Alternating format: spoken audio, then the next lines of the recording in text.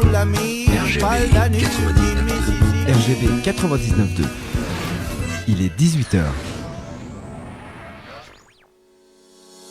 Vous écoutez RGB, votre journal d'information locale, Théo Guiton. Bonsoir à toutes et à tous. Dans l'actualité du vendredi 26 septembre, comment raconte-t-on nos territoires ? On revient sur la conférence sur les imaginaires à l'épreuve du local qui s'est tenue à Cergy cet après-midi. Sortir de l'éco-anxiété par l'action collective, c'est le projet des écolucides. On les reçoit, ils font partie d'Alternative. Le réseau, le centre des Trois Fontaines à Cergy accueille Primark et 300 nouveaux emplois. On reviendra dessus dans un instant. Côté météo, demain le temps est aux éclaircies avec des nuages quand même. Comptez 11 demain matin, 17 dans l'après-midi.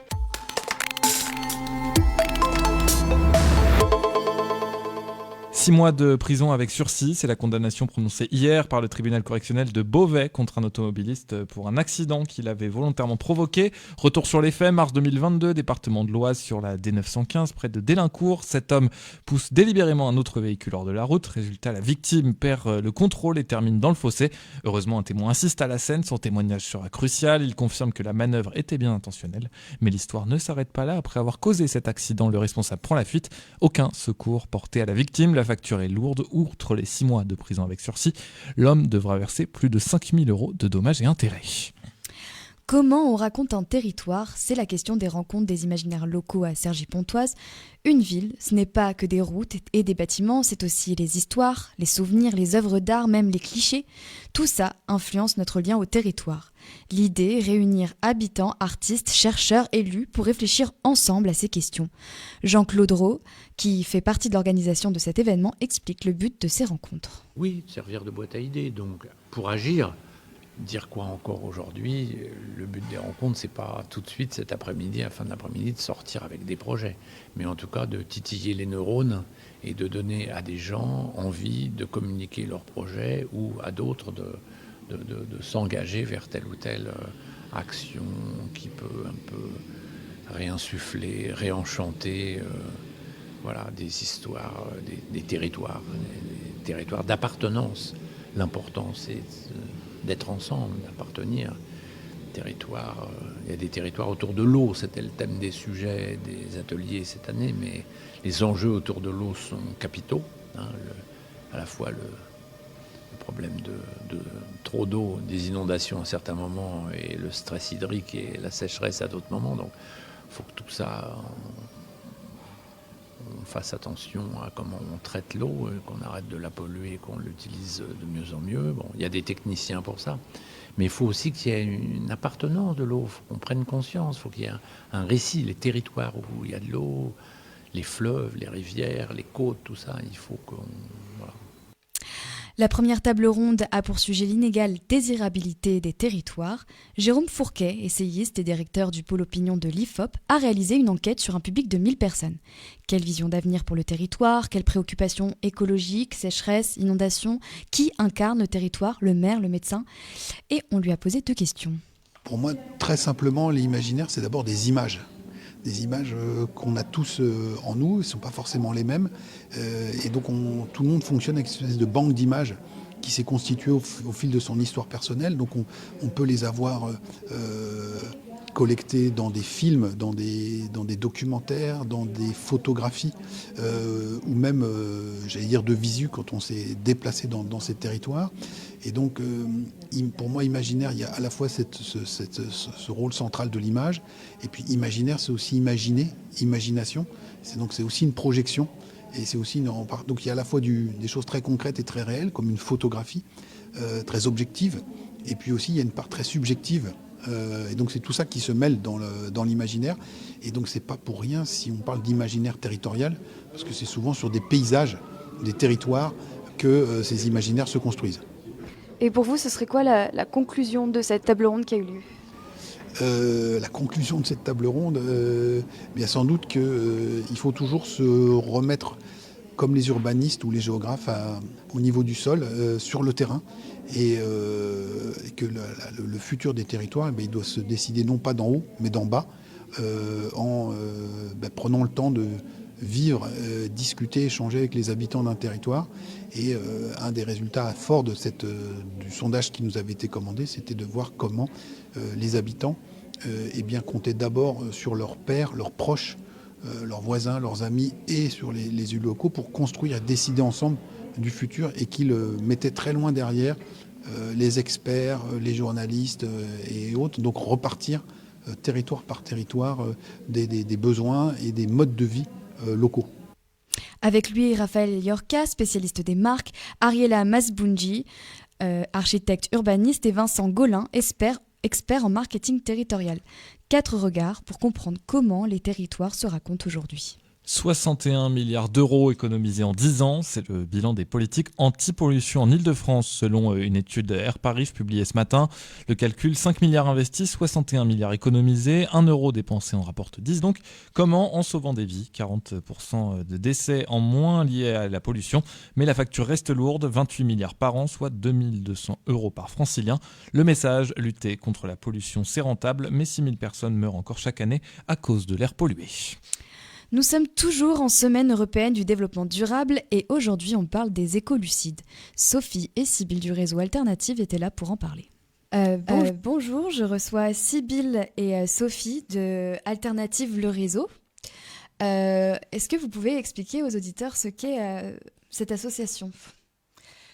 Bonjour, alors Alternative le réseau est une association qui développe des projets autour du consommer autrement, du développement durable. Elle a pour objet donc de rassembler les éco-citoyens, de participer, d'organiser des actions à vocation écologique, de concilier écologie et entraide. Pour nous, c'est capital.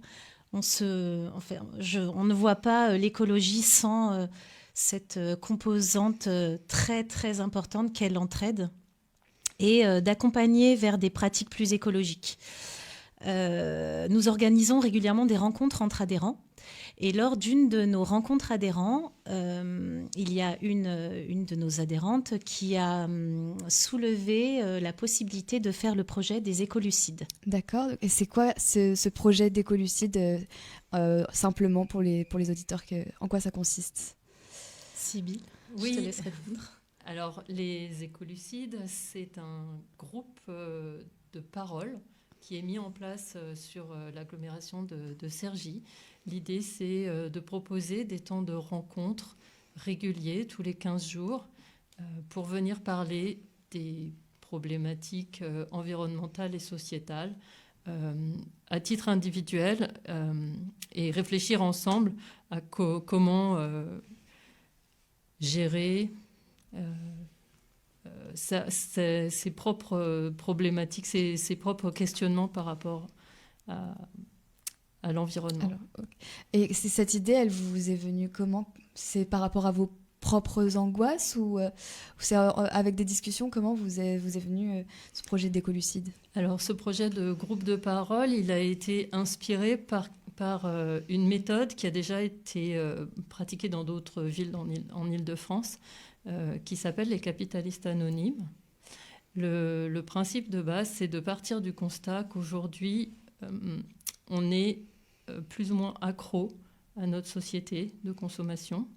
On a des habitudes de consommation un peu addictives, et ça là, probablement même sans s'en apercevoir. C'est le fondateur de cette méthode qui s'est un jour fait la réflexion. Et donc il s'est dit, en effet, on est dans des habitudes de consommation qui sont complètement... dont on ne se passe pas, même si on a connaissance que c'est mauvais pour la planète. Les chiffres parlent aujourd'hui. Et donc, par rapport à ça, il s'est dit, mais comment faire pour prendre conscience qu'on a ce type de comportement addictif ? Comment faire aussi pour évoluer et se désengager de cette habitude de consommation qui est souvent parfois plus, pour nourrir un plaisir, mais sans forcément réfléchir aux conséquences qui vont avec. Et il a, en réfléchissant, il a regardé comment on pouvait se débarrasser des addictions. Il a observé la méthode des alcooliques anonymes qui se base sur des temps de rencontre, d'échange, de partage, mais qui partent toujours d'un constat. Et qui, il s'est dit, je vais essayer de l'appliquer sur le sujet de la consommation, voir si ça peut aboutir à quelque chose. Et en effet, donc il a mis ça en place. Et aujourd'hui, nous, on s'est inspiré de cette méthode avec les écolucides. Et c'est ce qu'on essaye de mettre en place. Donc de donner des temps réguliers tous les 15 jours pour se réunir, se rencontrer. Et puis, commencer déjà par poser le constat, se demander à soi-même, en toute honnêteté, est-ce qu'on est dans un système, est-ce qu'on est addict à nos habitudes de consommation ou pas, et si oui, comment évoluer en s'inspirant des autres, en discutant avec les autres, en partageant les petits gestes qu'on fait dans notre quotidien, et tout ça en essayant de faire en sorte que c'est aussi joyeux que possible. Il ne faut pas que ça devienne une contrainte, sinon on n'y va pas.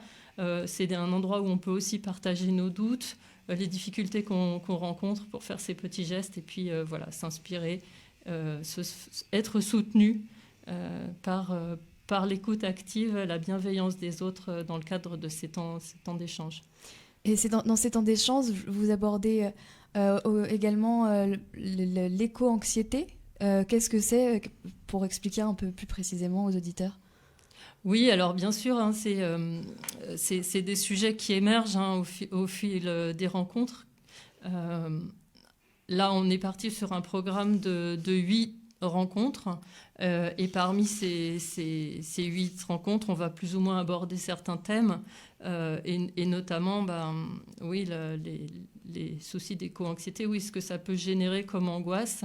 Quand on fait le constat en regardant les chiffres scientifiques et les prévisions que ça peut générer, le fait justement d'être ensemble, de se sentir à plusieurs à œuvrer dans la même direction, ça permet justement de gérer ces anxiétés-là, en sachant qu'on a aussi des bonnes adresses au cas où il y aurait vraiment des crises de panique un peu plus soutenues. On a aussi des bonnes adresses et des personnes dans notre réseau qui sont prêtes à aider si besoin pour gérer cette éco-anxiété-là. Mais c'est vrai que ça fait partie des sujets qu'on adresse, et l'objectif justement d'être ensemble et de se sentir moins seul. Exactement.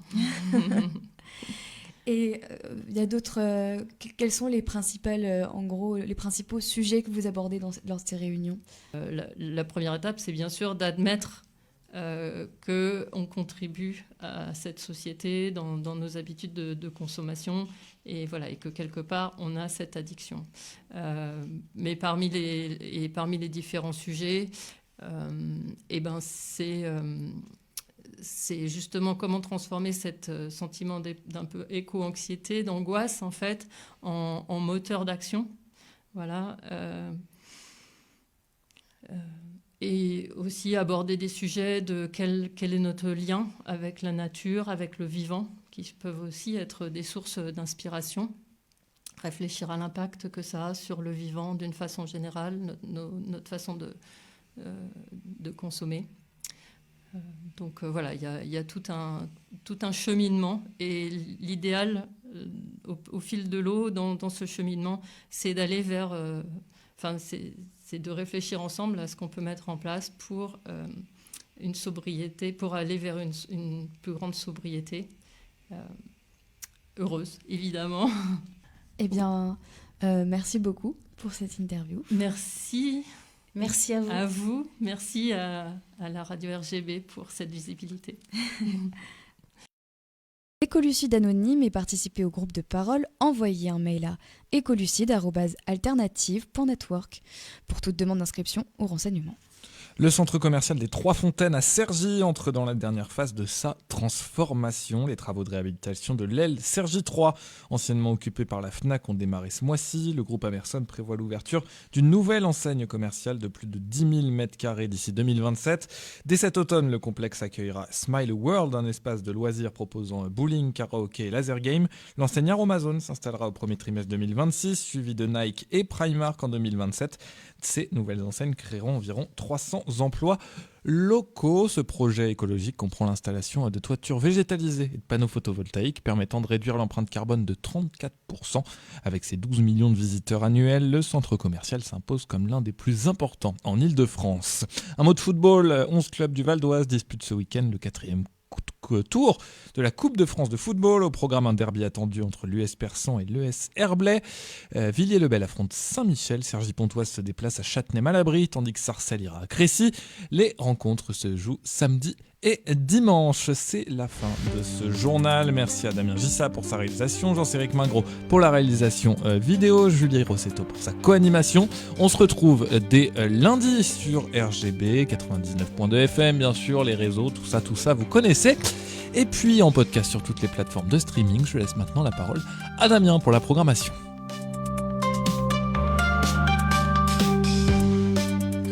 Merci Théo pour les informations locales. Eh bien moi côté programmation, je vous propose une nouveauté. Et oui, c'est une nouveauté sur notre radio locale en direct de Cergy-Pontoise. Rendez-vous à 19h le dernier vendredi de chaque mois. Et donc dès ce vendredi avec une nouvelle émission en ESS Entreprise. Un magazine dédié à l'économie sociale et solidaire par Éric Lavarde de l'agence Impact. À 20h, Vibes.com, bien sûr, Sam et JB reçoivent Mig Guayacan pour un mix 100% reggae, ça sera une émission 100% musicale.